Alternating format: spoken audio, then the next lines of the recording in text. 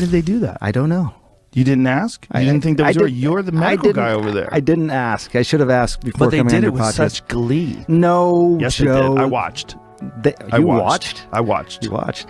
No, I don't think there's yes, glee. They did. No one takes...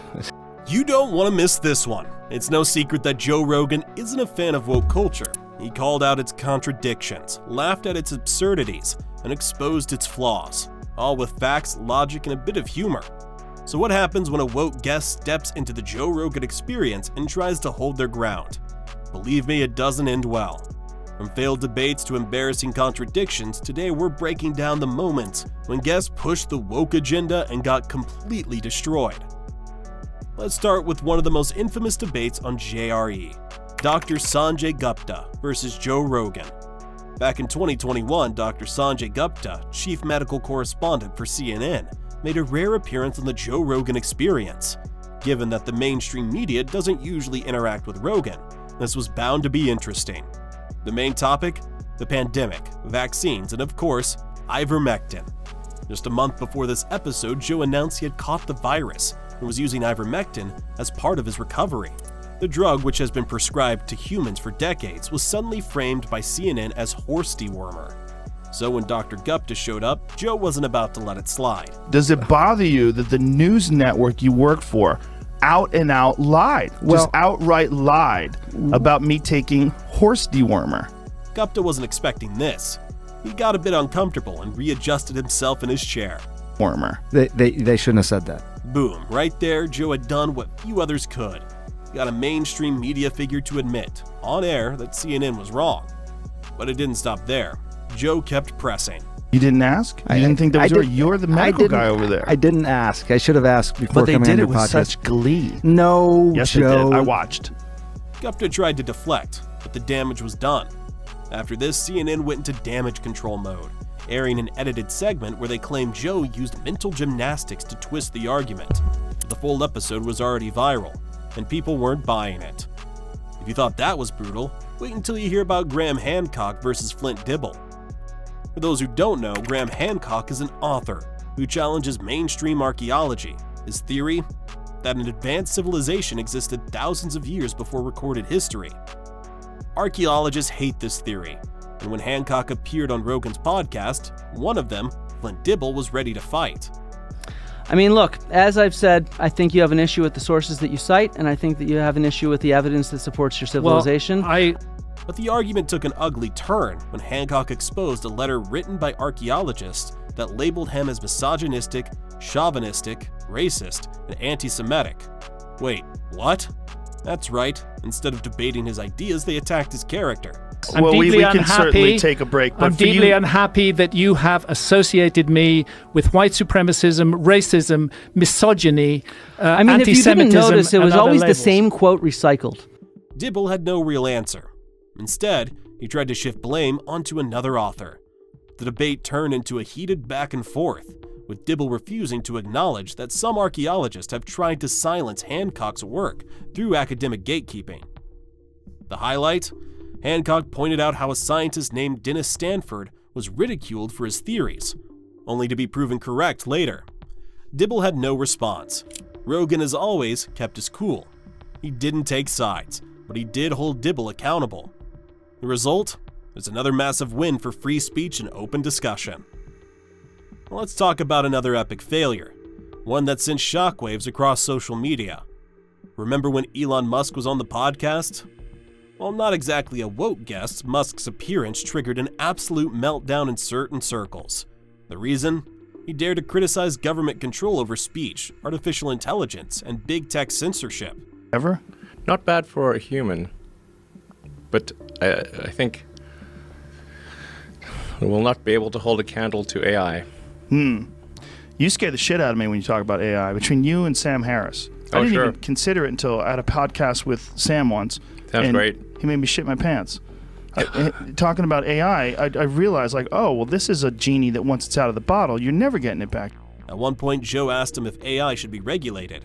Musk, always calm and calculated, responded, I met with Congress. I was at a meeting of all 50 governors and talked about just AI danger. and I talked to everyone I could. No one seemed to realize where this was going.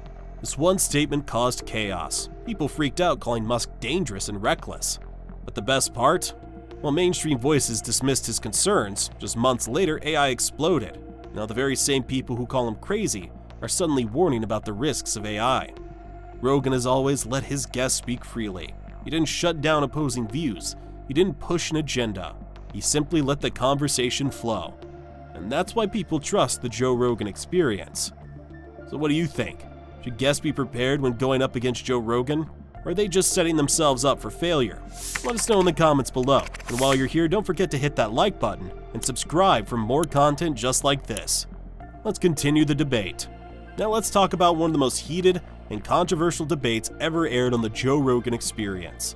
Joe's conversation with Abigail Scherer. Abigail is a journalist and author of Irreversible Damage, a book about the rise of gender dysphoria among teenage girls.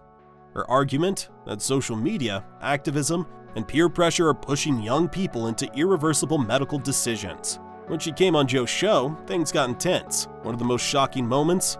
When Joe pointed out how major medical organizations are silencing debate around gender issues. Question the motives of some of the pharmaceutical drug companies that were trying to sell drugs. But I felt like the medical establishment always figured that out eventually, and then they banned those drugs, the ones that were harmful. But that's not real. That's not really what happens. It's a money game. The whole thing's a money and influence game, and it's run by very powerful people. And no one wants to think that those same factors are at play when it comes to gender transition.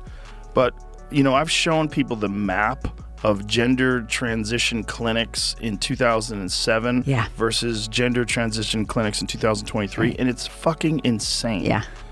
It's insane. Scherer explained that doctors, therapists, and researchers live in fear of being canceled if they challenge gender ideology.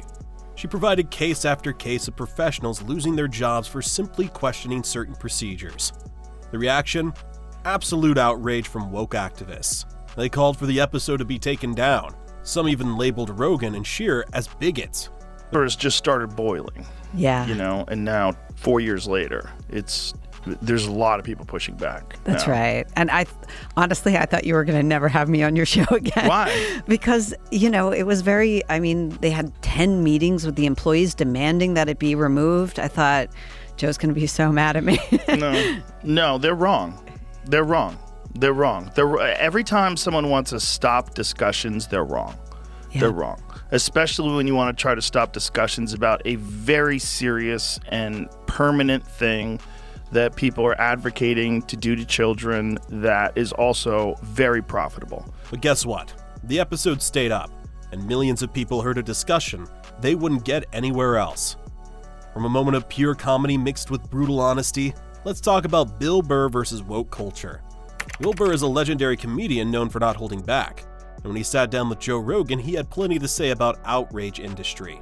One of the funniest moments? When they discussed how people online get offended over everything. Whatever happens, and you're going through red states, blue states, you're going through fucking everything, and the general consensus of people is like, dude, that was crazy. Like that doesn't make sense. But no one wants to say it because they're going to get steamrolled. Joe Rogan then approves this.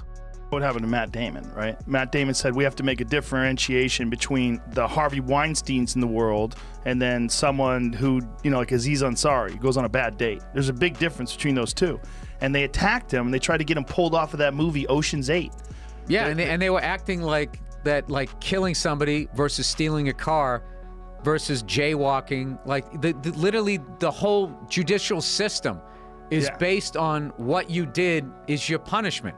Your parents do that. Right. The two went on to roast cancel culture and fake outrage cycle, the way corporations pretend to be woke just to sell products. Joe and Bill hit a nerve, and the backlash, predictable. Twitter exploded. People called Burr problematic and demanded an apology, but he didn't care, because like Joe, it was all about saying it how it was.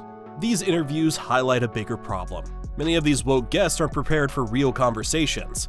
They enter the podcast expecting to control the narrative, like they do on traditional media platforms. But Rogan isn't a scripted news anchor. He's a conversationalist. He asks questions, pushes for honest answers, and doesn't let people escape with vague talking points. This is why so many guests fail.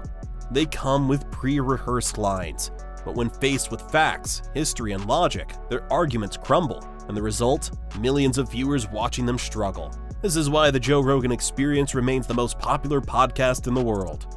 Rogan isn't owning people, he's about honest conversations, no matter how controversial.